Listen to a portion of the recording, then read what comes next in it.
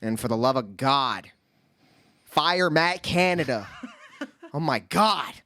Tired of this bald-headed just sitting there being like, wow, the jet sweep is the greatest thing to happen to football since... Well, he's from Canada, so... Yeah, that's why. Tell him to go to the CFL then. Tired of this mother... Guys from Canada would say that. I'm tired of this mother... Yeah. Why is he like football? Don't people from Canada like hockey? He should be a hockey coach.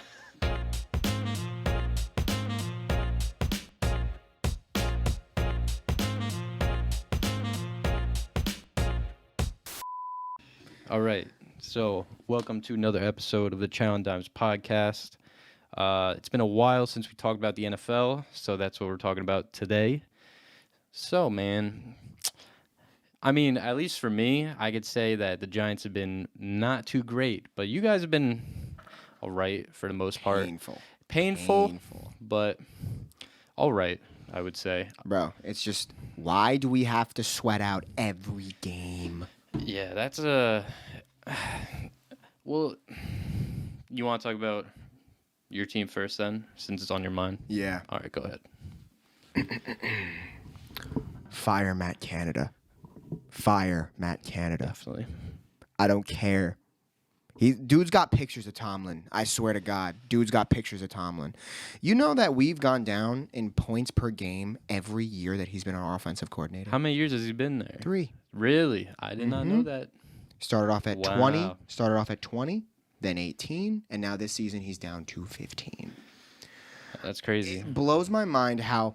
Now, I'm not going to sit here and tell you that I know plays the call and blah, blah, blah. I'm not going to sit there and be like, put me at offensive coordinator and I could do a better job. No, Yeah. I understand that there's levels to this shit and everything.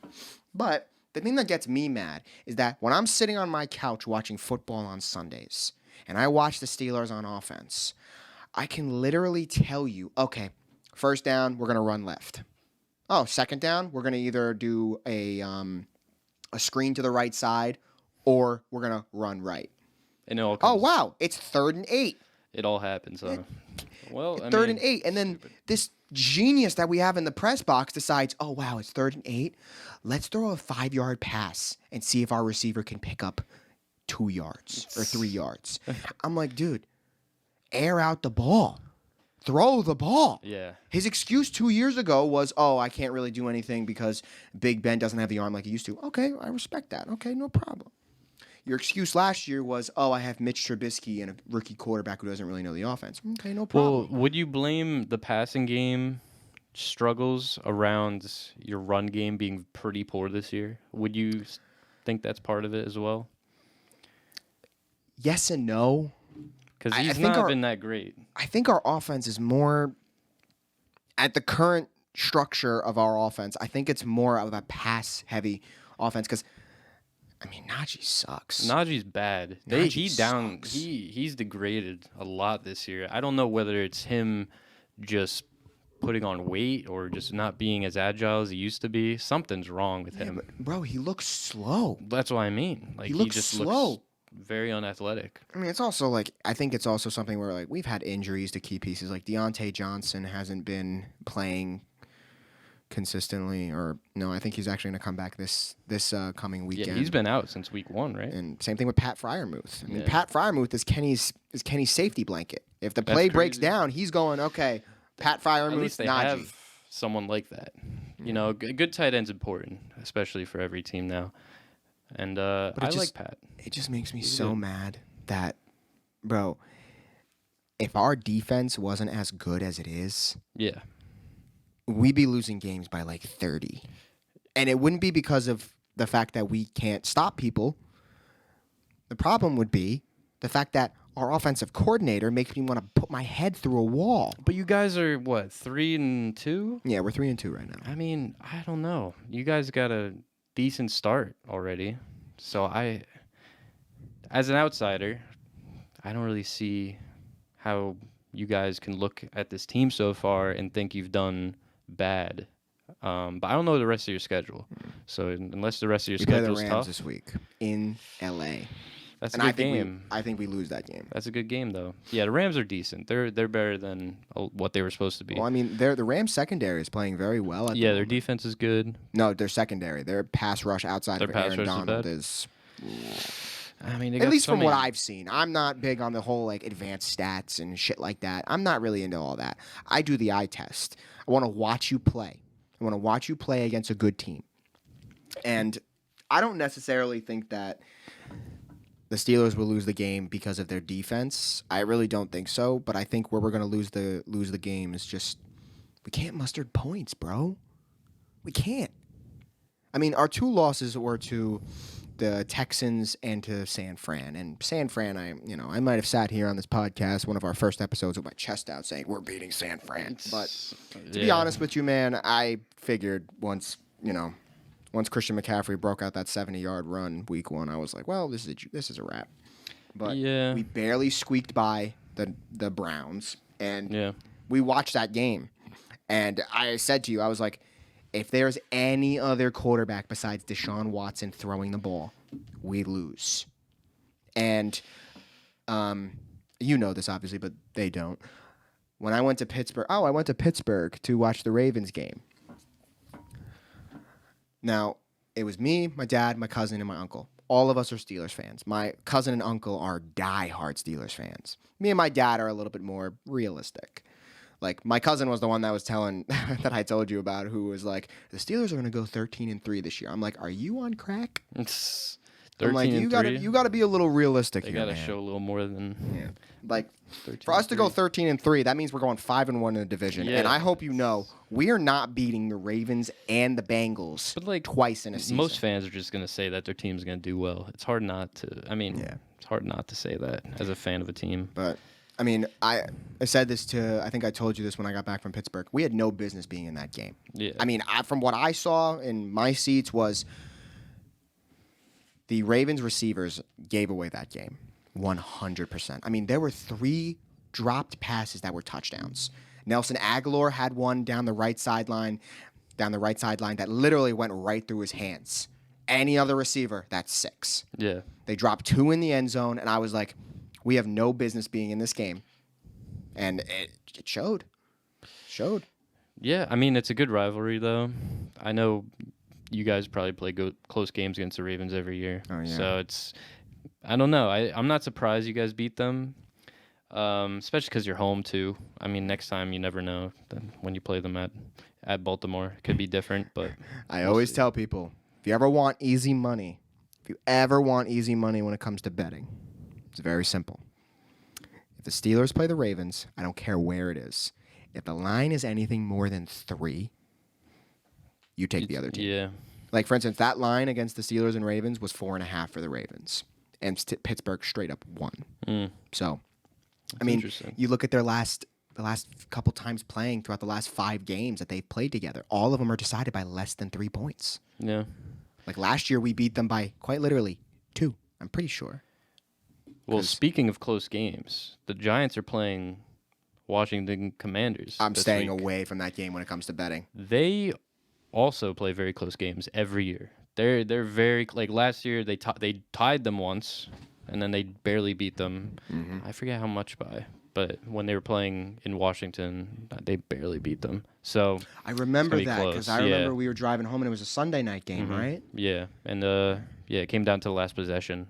Super close game, and I expect the same this year. So, yeah, I mean, miss the days when my team or our teams, well, maybe not your team, maybe not the Giants, but like the days where going into the fourth quarter, I wasn't like, all right, we're down 3, we need to get a good drive going, but whatever, I rested my case. Well, for the Giants, like I said, just been a rough year. But if I was to be smart, looking back at it, when I was making predictions about this year, I mean, look at the teams they've played in the first 6 games of the year. I mean, come on, like.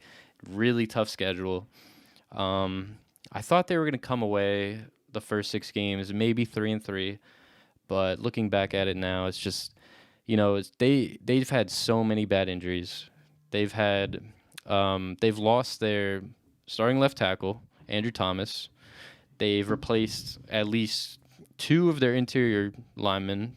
And so far right now, we still don't know what the O-line is going to look like this coming week because they have so many injuries. So, yeah, that's been a big issue. Saquon was hurt. He got hurt week 2. So he's missed all these games. He came back last week, and he did all right. I mean, the first half he was struggling. He had like 12 carries for like 20-some yards. Like he was struggling a lot. Oh, I know. I have him on fantasy. Yeah, so it didn't. Once he got some nice holes in the fourth quarter, he ran for like back-to-back pretty much 20-yard gains, 15-yard gains. Yeah. But, I mean, Saquon's going to be he's going to be one of the best players week in, week out. No matter who's on the O-line, he's just going to be an important player to have on the team. But anyway, now the most important issue for the Giants, Daniel Jones. He's out. He might not play this week. He's got neck a injury. Yeah. So neck injuries in the NFL, one of the worst injuries you could have as a QB. Peyton Manning had one. He missed a whole year. I mean, that was later in his career, though. Dude had like 5 surgeries on his neck in like a year and a half. It was crazy. Yeah. I mean, but that's Peyton Manning, though. Hey, man, he's got to support that big-ass forehead of his. He's got a bobblehead, dude. Can't keep his head straight. But he ain't got no forehead. He's got a 7 head. Yeah, he does. He's got a forehead that's like that long. You kidding me? If he stands up in front of a projector, you might be able to watch the movie just on his forehead, bro. He's like Homer Simpson, dude. Just a head. My God, but with hair. Yeah, we got hair. But yeah, so Daniel Jones is going to be, I think he's game time decision this week. So if he plays, I mean, I don't think he plays that smart in terms of protecting himself. You know, he always runs. He tries to dodge players. He's not even good at juking, really. He just like tries to run around players and ends up going head first, trying to get extra yardage. He has a habit of doing that. Just ridiculous. But yeah, Tyrod Taylor looked good last game against Bills. He had that big mistake in the first half, at the end of the first half, which was stupid. He called for a run play when it was a run-pass option. When there was 14 seconds left, no timeouts. They weren't able to get the ball that back down on the line of scrimmage, and the time ran out. Just unacceptable, really, for both the coaching and the player. I'm going to be honest with you. I didn't watch football past the 1:00 games because I told you this. I had a 10-leg parlay. Oh yeah, dude. My payout was $7,000. I don't know how you do those parlays. Bro, honestly, man, I didn't even know how that one chefed up the way it did. But I'm not gonna go into details of what the 10-leg parlay was. But 5 of the legs was the Miami game. You know, Miami to cover, the over. I had the trifecta of Mostert, Hill, and Waddle to score at any time. Well, considering now I'm 5 legs in, whatever. But my payout was $7,000. The only thing that didn't hit was Niners money line. By the way, that Niners kicker cost me $7,000. So if you think you're having a bad day betting, just remember that, because I was not a happy camper at like 3:45 on Sunday. I was not a happy camper. Missing a kick in the NFL. It happens at the worst times sometimes. It bro, happens at the worst times. Who you got making the Super Bowl this year? Because I got a very, very kind of controversial, well, maybe not controversial, but I got 2 teams that I would like to see in the Super Bowl. Well, NFC, I got to go with 49ers. The 49ers are by far the best team on paper. They've looked the best, I think, in the league so far. I mean, they should have beaten the Browns, like you said. They missed a field goal. But then again, also, there's a lot of context there. They had, 3 of their 4 top offensive players get hurt. And, man, Brock Purdy looked fucking horrible once they went out. The Browns' defense is great, too. Like, they're top 5 defense. There was a couple throws that he made. I mean, I remember watching the game, and I was like, dude, once Debo and Trent Williams and Christian McCaffrey went out, this guy missed like 6 straight passes. And it wasn't like, I remember, I always say this whenever we watch the game together and somebody makes a bad throw, I'm like, that's a bad ball. That's a bad ball. Yeah, and another thing, too, is people are saying Brock Purdy is just, he is a product of He's that a product offense. of the players around him. And I think that's pretty obvious now. I don't think he's going to be top 10 QB in the league, but he'll definitely be one of the best QBs just because of the players around him, like we said. So as long as I'm pretty sure none of those players that are on that team that got hurt, like McCaffrey, Debo, I don't think they're going to be out that long. I just, as what I've seen is that a lot of them are still game time decisions for this week. Who's your AFC team? It's between the Bills and I want to say Chiefs again. And Chiefs, both of those teams are very flawed. They are, but even though the team I'm going to say is flawed too. But a lot of people had, a lot of people had the Bengals going to Super Bowl this year, and look at the Bengals. I mean, this is normally the time of the year. They could turn it around. Yeah, they could. This is normally the time of the year when Joe Burrow becomes Joe Shiesty. So I just think his injury is something limiting his way of playing. He has a problem with his leg. He always gets injured during training camp, and he always it takes him a little while to get going. But once he gets rolling, you're not stopping him. He has a serious problem with his calf. I don't think it's serious, but it's definitely something that's just preventing him from playing how he usually plays, just moving around the pocket. So you're going with Niners and... I'll go with Bills. I'll go with Bills. I want to say Chiefs, but I'll go with Bills. Bills have flaws. We were talking about this before. The Bills are just a team that should be playing better than they have been, but just something's wrong with their team at the moment, especially when they have injuries on defense, I'm pretty sure. But they have two huge injuries on defense. And Matt Milano, their guy, linebacker, and Tre'Davious White. Those are two huge pieces of the defense. Yeah. And they just got Von Miller back like a week or two ago. Mm-hmm. So they're getting through these tough games right now against bad teams, like barely beating the Giants. They lost in London, though, right? Yes, to the Jags. They lost to the Jags. Jags are good. But yeah, I think the Bills are going to get things together. I think Josh Allen's still insane. You know who I have? Mm-hmm. Now, I'm picking these two teams just because I love watching them play. I got the Lions and Miami. I like the Lions. The Lions, the reason why I don't, because, everybody is on the Niners and the Eagles this year. I would love to see a team like the Niners just go all the way. Dan Campbell, love their coach. But the thing that I like about them the most is they're a low-key team who don't give a fuck. They don't give a fuck. They don't care who you are, how you've been playing, how good your team is. They're going to walk down the field on you every single time. Yeah, well, they just play the same way week in, week out. They run the ball really well. Jared Goff is having an insane season already. And they just have great pieces all around, like offense, defense. A lot of people don't talk about this, but they got a really good offensive line. They have one of the best in the league, yeah. Easily. I'd put them top 5. Easily, yeah. Well, that's why they could run the ball so well. They're just... And David Montgomery's out for a bit. But when he comes Gibbs. back, Gibbs, they haven't really played much. But my theory about that is he's had like a hamstring or like something. He might be a little hurt, but I think they're also just trying to hold on to his real abilities till later in the year, potentially in the playoffs. It's also hard for rookies to get acclimated as quickly, so they're probably just easing him in. And he's not like a bruiser back. Like he's not going to run through the holes. Like he's going to try to go around the line, like run down the sideline, like get open for pass. Juke guys out in the middle of the field, that's his game. And Miami, I don't think what's understood doesn't need to be explained.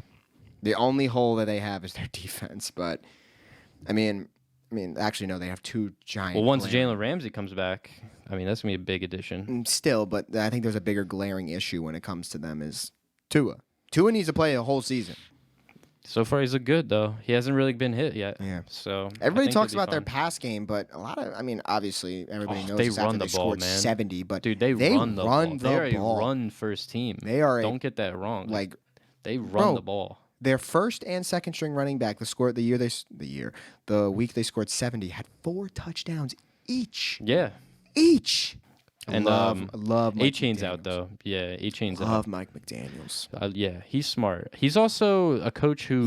He just seems like a dude that you'd want to smoke weed with and play video games, bro. He'd be the type of person to be like, yo, bro, let's smoke a blunt and play he seems like that guy. But I think the best thing about him is that he doesn't take things too serious. I think that's important for the NFL. They got some of the best players in the league that probably have so much pressure on them week in and week out just to represent their name well, just play to their standard. But nah, man, they're not worried about that because they don't need to. They don't give a fuck, bro. They don't need to. They have a system around them that's perfect. Although they do, like I've said this to one of our friends is a Miami fan. And yes, he's only a Miami fan because they're good right now. Well, he's a practicing Miami fan where he likes Miami. during the season, during the season if they're bad, he'll be like, "Oh, how's Miami doing?" "Oh, bro, they're 3-8." "Oh, wow, they suck." "Well, yeah." "Do you know any players on the team?" "No." Yeah, but like last 11 year weeks and this went by, year, he's asking how the team's doing. Yeah. He's like, "Oh, is Miami in the conversation?" I'm like, "Yeah, dude, they're in the conversation for a fucking top 5 pick." Yo, who's their QB right now? Oh my god. Yeah, bro. So he's a he's a Miami fan when they're good, but then again, most people only really support their team when they're You should be a Giants fan. Yeah, no, I'm just kidding. You should be a Steelers fan. No. But anyway, I like basically Miami, the thing that I always tell them is Miami more so than any other team needs to win their division. They need a home field throughout their playoff games because it's hard for a warm weather team to win in December and January when it's cold. I don't give a fuck what they did last year. I don't. Well, you want to get to this year?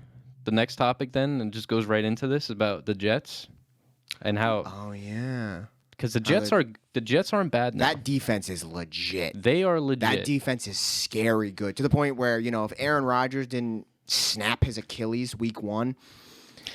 They're really good. Yeah, and Zach Wilson's playing better.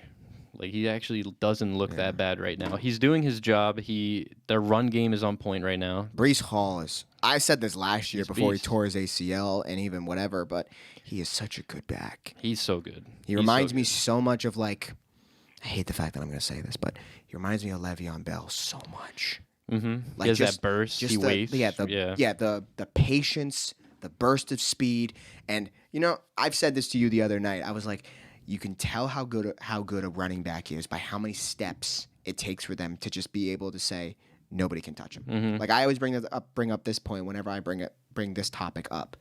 Adrian Peterson, if you gave that motherfucker a step, no, 2 steps, you weren't catching him. No, he was a beast. He was insane. It's not like Derrick Henry, where Derrick Henry can run you and 3 other people over, but not so much anymore. He's not King Henry anymore. Now he's like Squire Henry.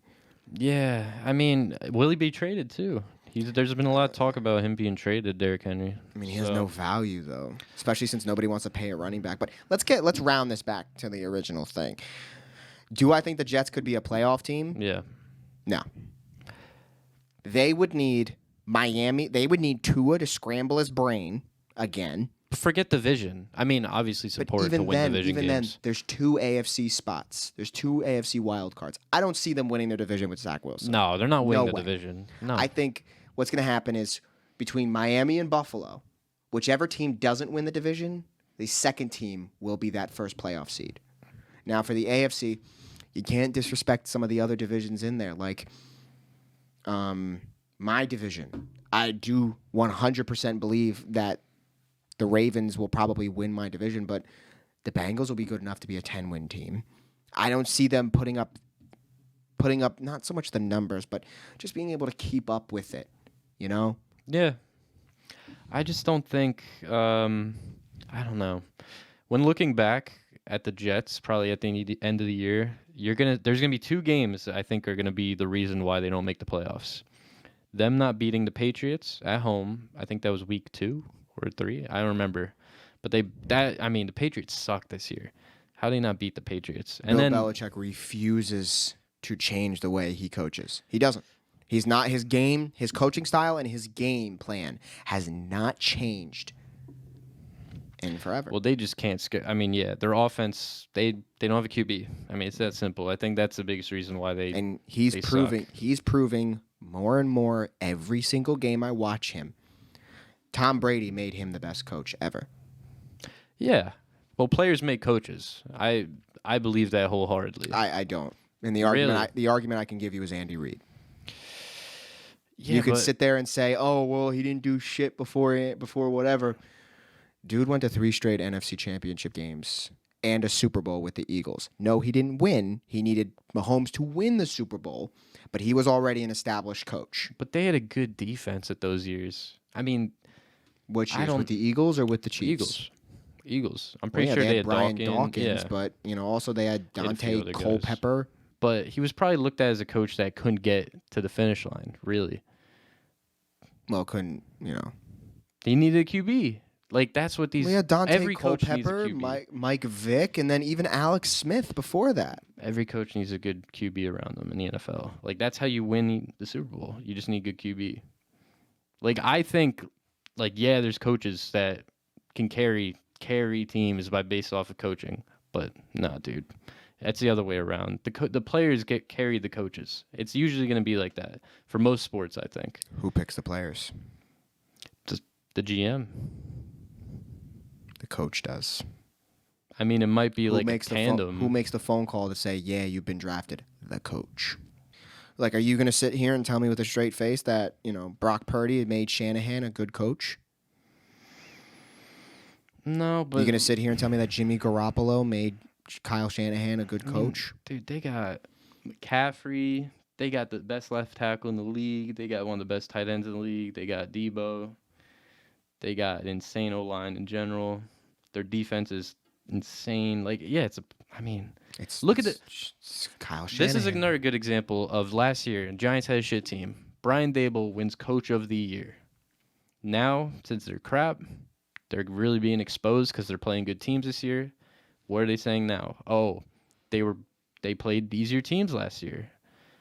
So was it coaching or was it schedule? I think now you can look back at it as a Giants fan and say it was schedule.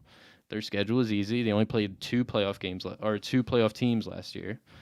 And I'm not saying Brian Dable's a bad coach either. Like, that's not my point. Offensive-minded guy. He's an offensive-minded guy. But, man, I just don't know. Just going back to the Giants, Daniel Jones, I just don't know if they're going to be a playoff team if they have Daniel Jones. I got another one for you. What? Pete Carroll and Russell Wilson. Well, that's a good one. Did the player make the coach, or did the coach make the player? See, actually, I do like that one because Geno now is in... Yeah, that's a good point. But will he win a Super Bowl with Geno? I get it, but I don't know. I've seen too many examples. I mean, the Tom Brady one's perfect. The Tom Brady one's perfect. Like, there's too many examples of just players. Also, dominating. I'm also big on offensive-minded coaches are just a lot more successful. Nowadays, yeah. Yeah. Nowadays. I mean, bro, look at the last 3 Super Bowls. Andy Reid, Sean McVay, and who won in 21?